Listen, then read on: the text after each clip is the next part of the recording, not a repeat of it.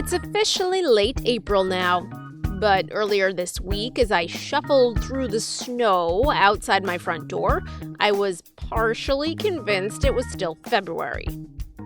Coming up on this episode of The Eagle, we'll go over the week's top headlines. Come Tuesday morning, we woke up to a not super deep, but extremely messy and heavy dump of, late season snow.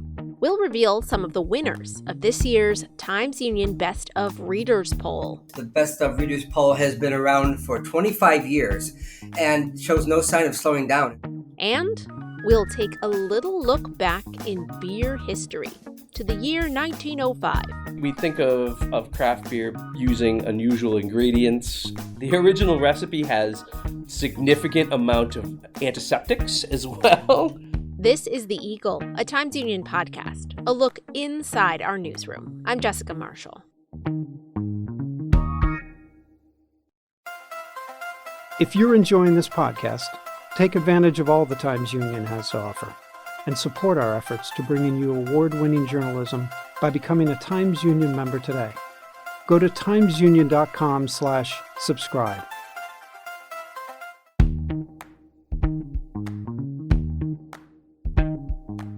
Welcome to The Eagle. I'm Jessica Marshall. First up, let's discuss what appeared in the Times Union and on timesunion.com this week. All right, back again with Casey Seiler, Times Union Editor-in-Chief. Let's talk about what happened this week. We will start with the April snowstorm, which I can't believe I'm putting those two words together, but we had an April snowstorm and it was bad. Tell us about it. Yes, I was riding my bike with shorts on Saturday, and come Tuesday morning, we woke up to a not super deep, but extremely messy and heavy dump of, late season snow and slush. And it sounded very loud coming off my slate roof, I'm here to tell you. And it did significant damage to the power grid across the region. In the kind of greater capital region, some 200,000 utility customers were without power. Up in the North Country, it was very heavy stuff. This is really water-laden snow, 6 to 11 inches in parts of the region, especially the further north that you got. We're talking Wednesday afternoon, and there are still tens of thousands of people who are still without power. Wow. Would you say that it's normal for this time of year? Would you categorize it as normal to get snow in April, at least down here in the capital region? Yeah, I would say so. 6 to 11 inches in the North Country, that is unusual. Not unheard of, once again, but it did make for an extremely messy commute on Tuesday morning. Of course, by the afternoon, it was pretty much gone. Temperatures came up into the 40s and it disappeared. The golf courses were, once again clear, but not yet open. Well, let's hope this was the absolute last of it for this season. All right, moving on. New York State now has the highest COVID risk. Tell us what's going on with that. Yeah, Lauren Stanforth reported over the weekend that there are 10 counties in New York that are at, high risk as it's designated for coronavirus. All of them in the Finger Lakes, central New York, in the North Country, and in the Southern Tier. And we should point out that the map of the least robust vaccination levels also overlaps with a number of those areas as well. The state has identified 2 new subvariants of Omicron that are kind of making their way across the region. That's why, thank goodness, hospitalization rates and death rates remain low. Infection rates are going up. This, of course, all comes as a federal judge, conservative federal judge, ruled that the CDC's mask guidance for airports, for federal facilities, was unconstitutional, essentially knocked it down. The Biden administration is likely to appeal that if the CDC says it needs it.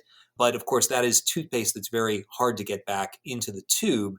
And, as we speak, New York State is saying that it will continue with mask mandates on public transportation. All right, we will be watching that. All right, moving on. Last week, a murder in the Albany suburb of New Scotland. We've been reporting on that for the last week. There's been a suspect identified. What is the latest there? A really terrible and truly bizarre story. Philip Rabati, age 35, a physician assistant at St. Peter's, married to another physician assistant at that same local hospital, was killed in his home last Wednesday. Police have identified and arrested Jacob Klein, who's 40 years old, a physician assistant himself, who grew up around here but had been living down in Virginia recently. Brennan Lyons has been out in front on this story. A really terrible case in which it appears that Klein allegedly was stalking a former girlfriend who was Rabati's wife, and then confronted him at their home last Wednesday, and Mr. Rabati was left dead with multiple stab wounds.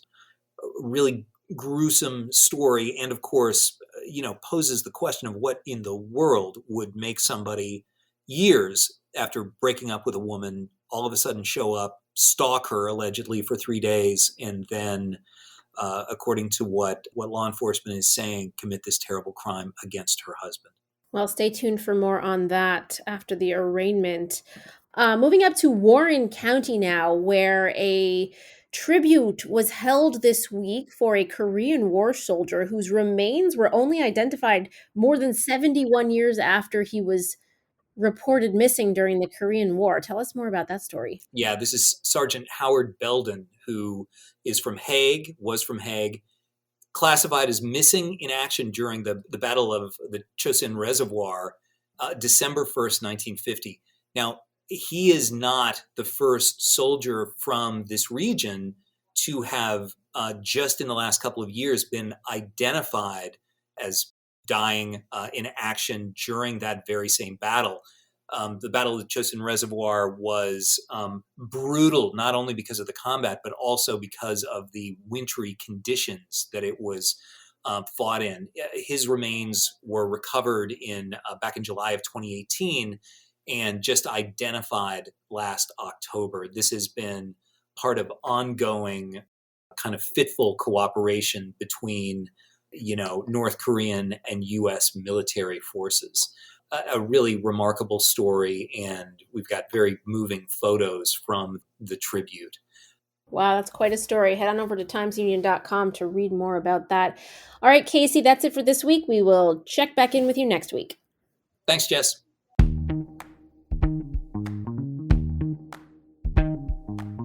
As always, you can learn more about all of the topics and issues that we discuss on this podcast at timesunion.com. Now it's that time of year again. The time we reveal the winners of the annual Times Union Best of Readers poll. Earlier this year, we asked you all to nominate your favorite restaurants, businesses, entertainers, outdoor experience, everything the Capital Region has to offer, you name it. Then, we asked you to vote for those favorites. And this year's results are in. And we're super excited. Here to reveal the winners with me now is Times Union Features editors Gary Hahn and Sarah Tracy.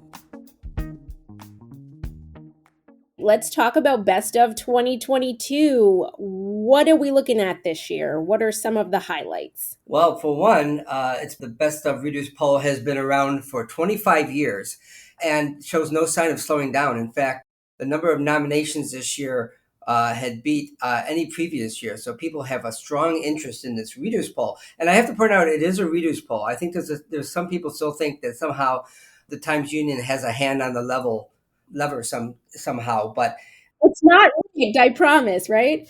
Right. We are at the mercy of the people who are doing the nominations and who are doing the voting. So that's what's great about it, is that we sit back and let the public speak. Now, you said a record number of nominations this year. How many are we talking? 177,122. Last year was just 138,000. Still impressive, but it's almost like a 15% jump from what we had last year. Wow, why do you think that is so? Well, some of them were the categories. We added a couple. We always do barbershop or hair salon, but what we did was add individual barber and stylist, and that brought out a ton of nominations. I mean, everyone has their own favorite hair cutter, right? And Sure. we got, just in that category alone, almost 550 different nominations for people. I didn't know there were that many different heads out there, but we had a ton of nominations in that category alone, and we also added a couple other in the same kind of ilk: real estate, a realtor, and a lawyer. So that really kind of, I think, amped up interest as far as different types of nominations and different ways people wanted to broadcast their favorites. That's so exciting. Now, let's talk about some of the surprises. What were the most surprising things this year? I think there were a few surprises this year. The one that I think I glommed onto a bit more, maybe because I love food so much and shopping so much, is local grocery store, which does not sound very exciting at all. But when you think about how Price Chopper and Market 32 has really dominated that category a lot in the past few years, and we have an upset in this category this year. Hannaford. Hannaford won the top spot this year. I mean, I've got a Hannaford and a Price Chopper within a mile's walk of my place. So I wonder if they'll have some duke out fights. Wow. Is this the first time that Hannaford's ever won over Price Chopper? No. But it's been a while. It has been a while since Hannaford has won the top spot. Price Chopper has kind of dominated the market, so to say, in that category for several years. I'd say near on a decade. That was a pretty big upset this year. And when I went back, it was a pretty close category. So I'm curious how it'll turn out for next year's poll as well. Another category that has been kind of going back and forth between two heavyweights have been hospitals. Albany Med and St. Peter's, both really strong presences in the capital region, have been kind of trading back and forth, not every other year, but some would dominate for a few years and then someone else. Well, this year, after Albany Med had won last year, St. Peter came out on top this year. And so it's just, it shows how much we value our healthcare and how many people are interested in voting for what they feel is the best hospital. And it's always interesting, too, when you think of the services that people use more often, or they need to put faith in those services, how passionate they are, because those categories get thousands and thousands of votes every year. And it's really nice to see the community come out and really, buck up their favorite brands. Absolutely. We are very fortunate in this region to have so much at our fingertips, and that I think really brings that to light. Reveal some more of the winners. We like to tweak this contest every year, this poll, because we want to keep it fresh. So there's always going to be some that we kind of semi-retire and give a rest to, and then bring in something else that we may have used several years ago or never used at all. And one of them is the best donut in the capital region, which surprisingly we haven't used. So, and we kept it to a single location because obviously there's Dunkin' Donuts on almost every corner. So we wanted to kind of keep this fair and level playing field. So you can mention a Dunkin' Donuts, but you have to say like the one on Madison, corner of Madison and Larks, let's say. Giving that kind of parameters, the winner this year, not surprisingly, was Cider Belly. Right. Oh, Cider Belly, yes. And they just got in to that single location. In February, they opened a second location, but the parameters that we look at for best of is the past year. So when we're looking at 2021, that's kind of the timeline we're looking at. So they just squeaked in there for that single location win. And actually, when you look at all the finalists for that category, I was surprised that there weren't more new spots that had recently opened up, because I feel like in the last couple of years, there's been a new donut specializing place that's opened all around the capital region. But we had Cider Belly, we had Indian Ladder, we had Lakeside Farms. All of them were finalists, these really well-established businesses. But then what's nice is that we got 518 Donuts, which more recently opened, that kicked into our finalist category there. I'm hungry for donuts now, guys. We shouldn't have done this so early. Well, I know where I'll be going on my lunch break. What about some of the others? What I really liked to bring in was in Best of the Rest, which is one of our kind of umbrella categories. We brought in a few other ones, and this is kind of more community-based categories that we're thinking about. And when we were trying to see how can we shake up Best of the Rest, a suggestion was put out there for the best local hike in the 4 core counties. Because you think about what do we do in the capital region? I mean, we love to go out to eat, we love to see live shows, and a lot of us love to be outdoors. I thought that was a great category to add this year. We had a lot of nominations, and the one that won was actually a favorite in a lot of our categories this year. It was the trails at Thatcher Park, which yes. if listeners, if you haven't been there to Thatcher Park and seen those views of the bluffs and the cliffs and everything, just go. Take a nice afternoon. We're getting into warmer weather now. You've got to check out the view at Thatcher Park. All right, let's touch on one more. Let's do an arts and entertainment category. What happened there? Yeah. So with arts and entertainment, we're always trying to think of ways to bring out the best in our arts and entertainment, and there's a lot. But something that we had retired in past years were our categories dedicated to the live event venues, because with the pandemic, a lot of the venues weren't booking shows the same way that they were doing. In the last years, we actually had best virtual programming as one of the arts and entertainment categories. But with things opening up and, fingers crossed, things getting a little bit safer, we brought back the best entertainment venue category. And that's across all audience capacities and everything else. And I don't know about Gary, I was not too surprised at seeing our number one finalist here with SPAC. I mean, you think about concerts in the capital region, you can't do much better with the amphitheater outdoors and in Saratoga, especially in the summer. I would agree with that. It warms my heart. It makes me so excited to hear that, that category is, back on after 2 years of uncertainty and longing and all of that. So it's really great to have that category back. All right, guys, where can we find all of this great best of stuff? Where do we have to go to find it? It's on Thursday's edition newspaper. We have the Best of magazine, which if you're lucky enough to still find or know someone that has a Thursday newspaper, you can always grab that. They're also this year are being sold separately. So you can reach out to us here at Times Union and get your own copy in case you missed it on Thursday. Of course, it's also available online. If you just go to our site, timesunion.com, you'll get all the winners and the top 5, those 4 who came in right after the number ones, and a little blurb on what we thought about the whole thing. So thank you guys both for joining me. If you'll excuse me, I'm going to go get some donuts right now. That's a good decision. Be sure to check out our social channels as well for more exciting tidbits from 2022's Best Of. After the break, there's a huge connection between Capital Region history and the history of beer and brewing. We'll go back in time to the year 1905 and explore that connection.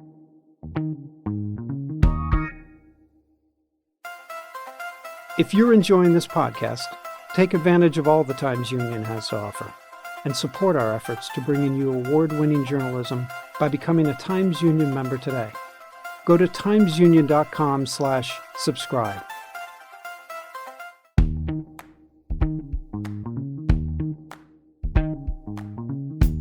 Welcome back.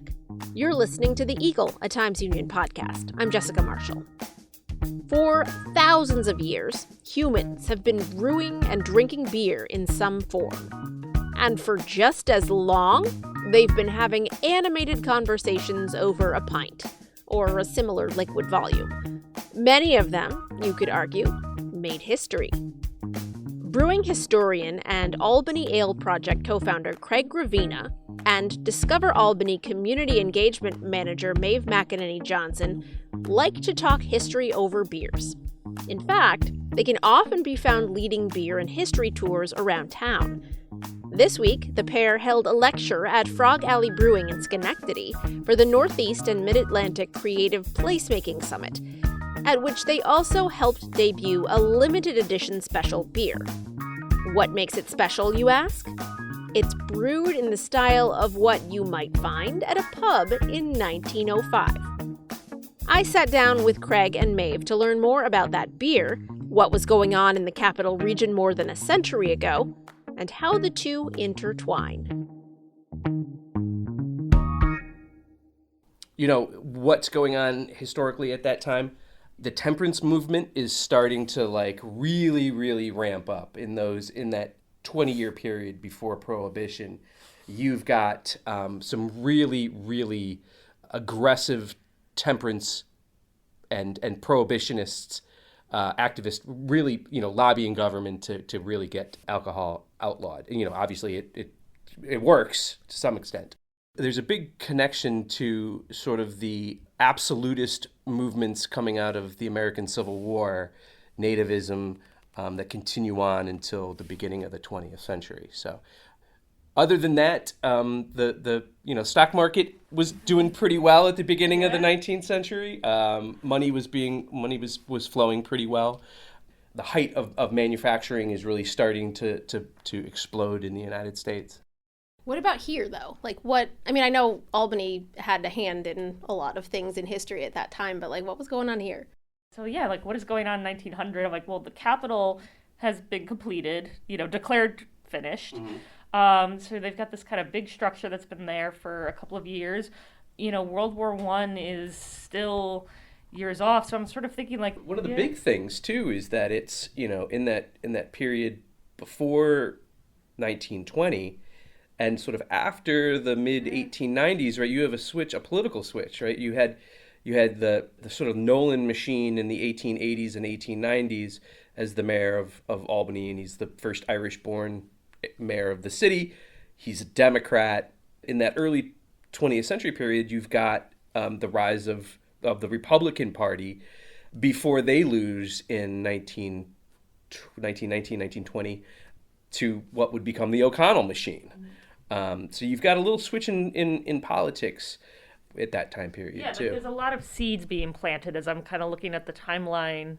I'm a lot of seeds being planted before I think all of a sudden everything was hit on fast forward in 1917 on. You're having those progressive politicians sort of starting to make their bones in that 1900 to 1920 period. So yeah, that's interesting. I like how you put it, how seeds are planted for these big things that are about to happen in the not so distant future. Yeah. I can't relate to that at all. Right. Where do you go to get a beer, and what do you do? What's the culture around drinking beer at that time? Well, there are bars and taverns and places everywhere, Some of them are neighborhood localities that serve their own neighborhoods. The breweries are all over Albany at that point, right? There's ones in the north end, there's ones in the south end, there's ones in Center Square. Much like today, right? They're significantly bigger than what we have today in the middle of the city. But, and it wasn't uncommon for people, in fact, there's a great story that's around the early 20th century of this guy called the Growler Man that worked up around North Ferry Street. And he was just this old man that would put a broomstick over his shoulders and go to Beverwyck or go to Quinn and Nolan and just get 2 big buckets, fill them up with ale or beer or whatever he was selling. He would just walk around to the factories, and the guys would just, for a penny or a nickel, they'd just take a tin cup and just stick it in there, and he would do that all day long and just walk back and forth between the breweries and the factories. And something that, and again, as we start talking about the seeds, is I would say Dan O'Connell, who then would later become that head of the Democratic machine in Albany, was learning kind of his tricks of the trade in a pub, is what I would gather. And I think a lot of that has to do with the fact that Irish, German, any sort of immigrant population that comes into any urban center, they start to see some commonalities amongst themselves. And especially if you have people that have political aspirations, if they are groups that feel like they are being oppressed, let's come together and start voting out the people that we don't like, the sort of rich folks who are calling the shots. Let's put our own candidates up, and it's sort of neighborhood-based a machine politics. I mean, that's where it really starts to come from. I mean, you see that obviously early on in New York City. Obviously, that happens in Albany and happens in Schenectady. But I do want to ask you about the specific beer, the Frog Alley beer. Like, what makes it distinct and special from, say, something that you would drink, today? All right, I could do that. IPA today is, without a doubt, the most popular craft beer style, right?